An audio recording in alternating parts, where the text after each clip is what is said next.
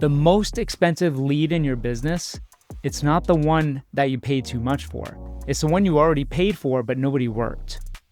More leads won't fix a funnel that leaks in the middle. I was on a coaching call last week and the owner tells me, Jay, we need more leads. I said, all right, open up your CRM.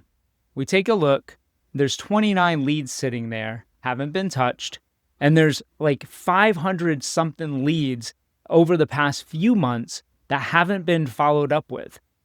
Yet we're sitting there having a conversation about how to get more leads.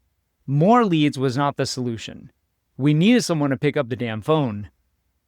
They asked me where they should spend their marketing money. My answer was nowhere. Not yet.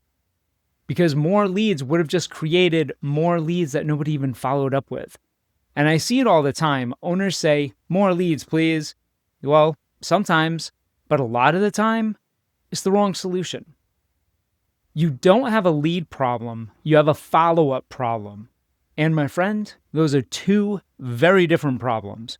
Because if I give you another 50 leads and your process sucks, I didn't help you solve anything. I just gave you 50 more problems. This is the perfect opportunity to practice restraint from that shiny object syndrome. New lead source, new CRM, another automation, a new website. Hey, maybe I'll hire a BDM. We're really good in this industry at buying another tool before we actually fix the thing the tool is supposed to support. Look, you've built processes around leasing. You have a process for maintenance. Sales somehow becomes, yeah, Susan gets those emails, I think. That's not a sales process. Stop wasting resources on trying to get more leads. If your follow-up process is broken, let's fix that first. And this is usually where somebody says, well, yeah, Jay, but I'm not really a salesperson. Hey, good. Neither are most property managers that I know. And frankly, some of the people who think they're great salespeople, they're actually the people that I don't want selling to me. And a lot of times, I don't even want them sitting near me. When most people think of sales, they picture a used car salesman. They think about sales as a dirty word or a way to manipulate people. Look, this is not that. Good sales in property management is mostly asking good questions, figuring out whether there's an actual problem you can solve, tell them what happens next, and then do what you actually said you're going to do. That's it. Diagnose first, prescribe second. You don't have to become a salesperson. What you need is a good process. So if sales doesn't require you to become a great salesperson, then what does it require? It requires a process you can actually follow. Because most companies, you actually know who owns the lead. You know who's in the role. That's not the problem. The problem is knowing, what do I do next? When do I do it? And how do I do it? And then having the discipline to actually do it. That's where leads get lost. Think about what usually happens. A lead comes in, BDM calls, no answer. Maybe they send an email, and then what?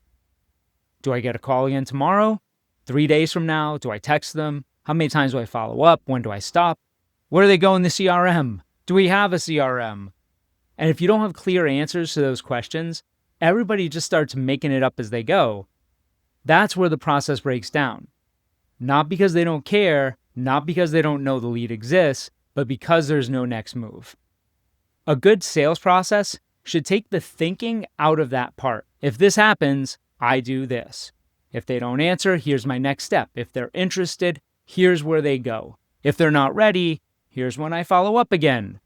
Because your BDM shouldn't be sitting there at 10:30 on a Tuesday morning staring at the CRM thinking, should I call this person again or am I annoying them? That's a process question. And then comes the part that nobody loves talking about. You still have to do the work. You can have the greatest CRM in the world. Pipelines, automation, stages, like all the fancy things. If nobody makes the call, it doesn't matter. The CRM doesn't do the follow-up. People do. You can have automations in place for emails, but you have to pick up the phone. And this is where I think sometimes we hide behind technology. Can we automate this? Maybe, but did you call them? Can AI handle the follow-up? Eventually, maybe some of it, but did you call them? We're trying to automate our way around a discipline problem. So before you worry about another lead source, make sure your BDM has 3 things. Number 1, a clear sales process. 2, a clear follow-up cadence. And 3, the discipline to work it every single day. Because without those in place, you're just throwing money at the wrong problem. And the process itself, it doesn't have to be complicated. In fact, I think most property management companies make it way too complicated. Okay, now the lead actually got to the right person. So what happens next?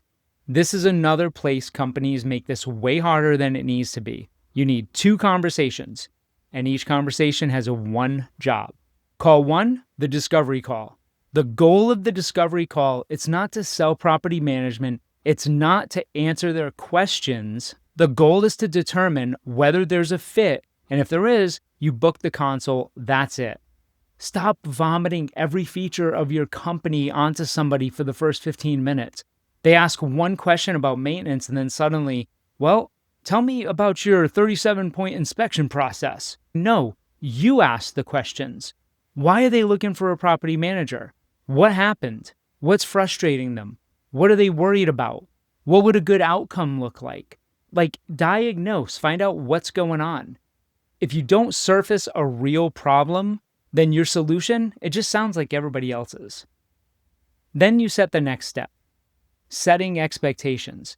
Before you hang up, tell them exactly what is going to happen. Make it something like, great, we're meeting Thursday. I'm going to send you the invite and some information ahead of time. When we meet, we'll walk through the property, go through your questions, and I'll have the management agreement ready. If we both feel comfortable and confident that it's a good fit, we'll get everything signed and I'll start the process. Sound good? They're not being pressured. They just know where they're going. You are leading the process. One of the worst things you can do is have a great call and then leave the prospect wondering, well, what happens now? Certainty builds trust. Call number 2, the consult. This can be done in person, on video, or over the phone. The goal of the consult is very different. The consult is to get the signature, if they're a fit. And I know somebody will hear that and go, oh, that sounds pushy. Why? You told them beforehand. They agreed to the meeting. You've already diagnosed the problem. You're meeting to decide whether you should work together. If the answer is yes, what are we waiting for? Doesn't make sense. Have the agreement prepared, not, I'll go back to the office, I'll get that together, and I'll email it to you sometime tomorrow. That doesn't work. Have it ready, digital or paper, whatever your process is, because every extra step creates friction. And every interaction, every step that you don't get the signature, your chances of converting them from a lead to an actual client goes down significantly. Then they go home. They talk to their spouse. Maybe they need to talk to their realtor. They have to talk to their brother-in-law who owned a rental property in 2007 and is suddenly a property management consultant. Your clean yes becomes, let me think about it. Make it easy to make the decision while the problem and the solution are both sitting in front of them. Quick little tactical thing here. The day before the appointment, I don't like confirming the appointment. I remind them. And there's a big difference. Not, hey, are we still good for tomorrow? Because basically you're asking, would you like an opportunity to cancel this? Instead, say, looking forward to seeing you tomorrow at 2. I have everything ready. I'll see you then. It's a small difference, different posture. Now, let's talk about the CRM, because this is where everything starts to die. My rule, nothing lives in new lead stage longer than 7 days. Nothing. Within 7 days, one of a few things has happened. Either you booked the consult, follow-up date has been established, they're not ready and they're moving into nurture, they're not a good fit, you've tried repeatedly and they're unresponsive, but something happens. A pipeline where every lead stays in new leads, it's not a pipeline, it's a parking lot. And honestly, I can't manage a parking lot. Your CRM should tell the truth. That's it. If I open it, I should know exactly what's happening in the business right now. Rule number 1, 0 overdue tasks. Not 0 tasks, but 0 overdue tasks. There's a huge difference. If you were supposed to call Bob today, and now the plan is Thursday, move the task to Thursday. That's okay. What isn't okay is having 138 red overdue tasks sitting there for 3 weeks because now the CRM doesn't mean anything. It's all just noise. A due date that you intentionally move is a plan. A 3-week-old overdue task is basically your CRM lying to you. And by the way, I teach this stuff and I still screw it up. There are days I open my own task list and there's red crap everywhere. And I'm like, fantastic. Apparently, past Jay had a very different plan for today. The goal isn't CRM perfection. The goal is keeping it honest. Because the second I stop trusting what the system is telling me, I go back to managing out of my inbox and out of my memory. And trust me, that gets ugly real fast. Before we go any further, quick ask. If this video resonates with you, if you want more content like this, just take a second, like the video, subscribe to the channel. Let us put more of this great content in front of you. Okay, next. 3 more rules real quick. 1 lead, 1 active task. If you call and they don't answer, don't keep creating 17 new tasks.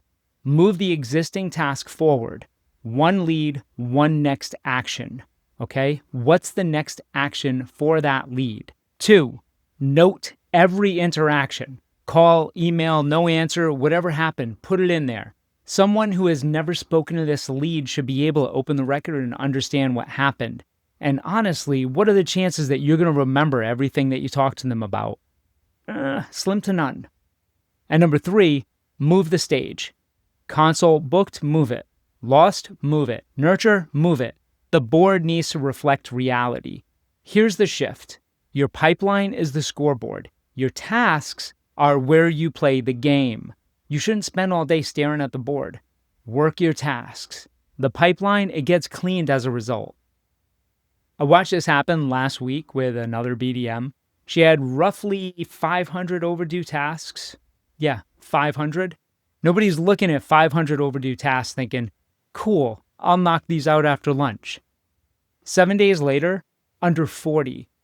And you know what she said to me? It wasn't, Jay, my CRM optimization has dramatically improved. She said, it's not as overwhelming as it was last week. Yeah, that's the win. The business isn't living in her head. So here's what I want you to do. Not next quarter, but tonight. Give me 15 minutes. Open up your CRM, go to new leads. Look at every lead sitting there. Put them where they actually belong. Make sure every live opportunity has 1 owner. Call the 5 newest leads. And make sure every open opportunity has a dated next action. That's it. 15 minutes. No new software, no consult, no fancy automation, no meeting, no shiny objects. Then look at how many leads you just found. That's your marketing conversation. Before you tell me you need another 100 leads, show me what happened to the ones that you already bought or you already earned. Go back to those 29 leads. Those are 29 property owners that raised their hand. They said, I might need help, and nobody responded. Think about that. The company thought its problem was lead generation, but it wasn't. Its problem was execution. The most expensive lead in your business, it's not the one that you paid too much for. It's the one you already paid for, but nobody worked. More leads won't fix a funnel that leaks in the middle. The money, my friend, is in the follow-up. But wait, there's more. I made this easy for you. We have a lead pipeline map. It lays out the stages, the 2-call process, what happens when somebody goes quiet, and the 15-minute reset that I just walked you through. It's free. Links below. Download it. Put it next to your CRM. And then, you know what? Do me a favor. Open the new leads and tell me in the comments how many people were sitting in there. I'm genuinely curious. Until next time, Jay Barabee, out.